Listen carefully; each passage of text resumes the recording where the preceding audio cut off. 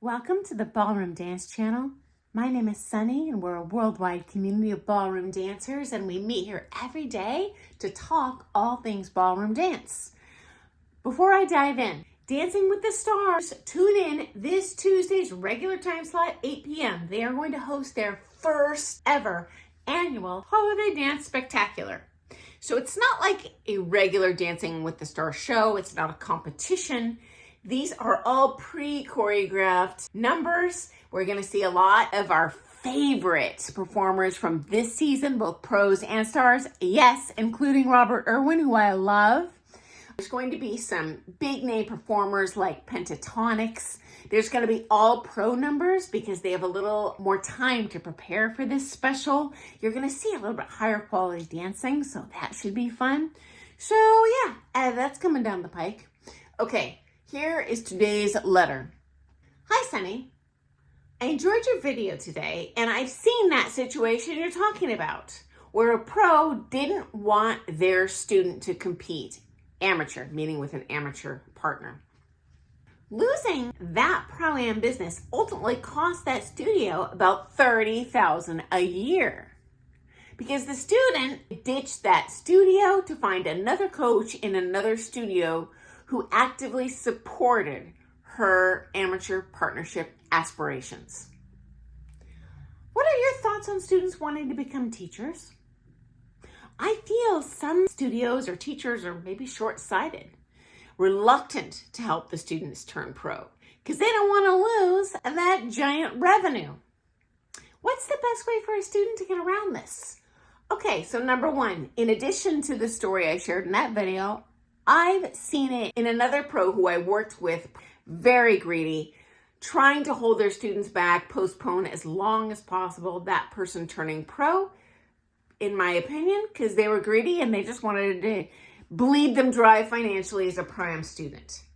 I also paid all of my helpers in the showcases.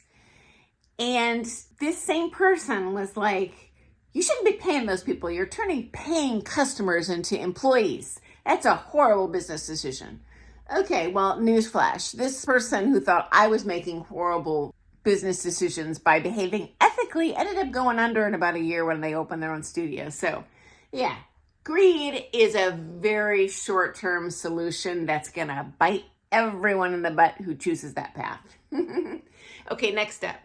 I feel it's short-sighted as a studio owner to prohibit your students from turning pro. Why? You are cray-cray if you think your current staff is going to be with you in 50 years. There's a natural attrition rate in our industry. Your river is going to dry up if you don't continue allowing new streams, to flow in and feed it. To boot, there's a general benefit to our overall industry. You want students to turn pro. They're going to teach a lot cheaper than you, attract many new people. Ultimately, it's going to siphon up students to you because students are heat-seeking missiles, so that students that want to achieve more will be like, oh, well, I'm going to take with my coach's coach.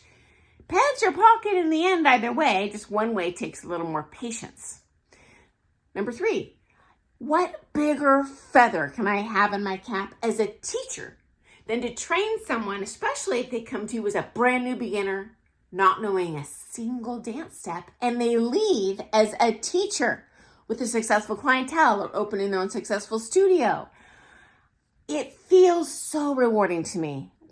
Okay, this is even worse, guys. That person I worked with who was rickrolling his pro-am ladies into emptying their pocketbooks.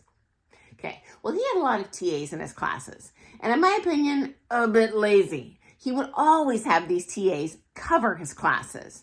And I was like, I'm not comfortable with people working here for free.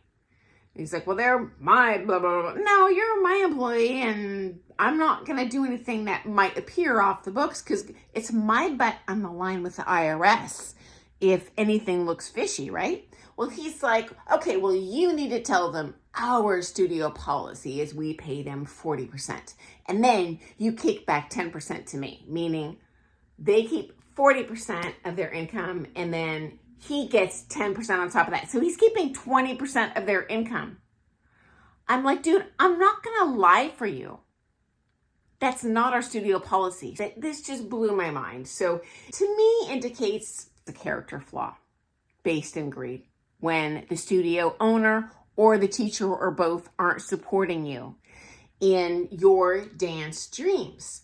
Most people don't want to turn pro. But you know what? In my opinion, if someone does, then we have a realistic conversation about, okay, let's pivot the course of your lessons to best serve your needs. Maybe they're not capable of being that elite level pro competitor. Most people aren't. Does not matter. You can still teach them lead and follow parts for the entire syllabus. A monkey can learn that. And you know what? They can learn to teach, because when you start to teach, newsflash, you are going to be teaching beginners. So you want to focus on that meat and potatoes anyway. And if your pro is successful, which if they're teaching full time, they've been teaching, many, many years. Yeah, it's probably legit a good teacher. What better resource for you to train to become a successful teacher? Final thought, if you don't see light at the end of the tunnel in your studio and you do want to teach, for Pete's sake, ditch that. Find another teacher and studio in town who's going to support you in your goals, because for every one teacher that's not willing to be supportive and hold you back and trying to bankrupt you, there's literally 100 more that are super good people, a genuine passion for this industry, that want to see our students achieve all their goals, whether that's competing pro with us, sometimes it is, whether it's competing with an amateur partner, if they're lucky enough to get one, if it's to become a teacher. My goodness, all the more power to you. And if they're not supporting you, find someone who will. Okay, so thanks so much. I look forward to seeing you first thing tomorrow morning for some more things ballroom dance. And tune in Christmas Dancing with the Stars special this Tuesday, 8 p.m. Bye, guys.